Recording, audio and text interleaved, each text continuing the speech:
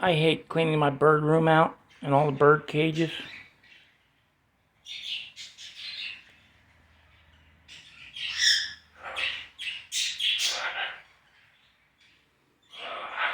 But one thing that makes it fun is when I put new liner on the bottom of the cages. This is what I do.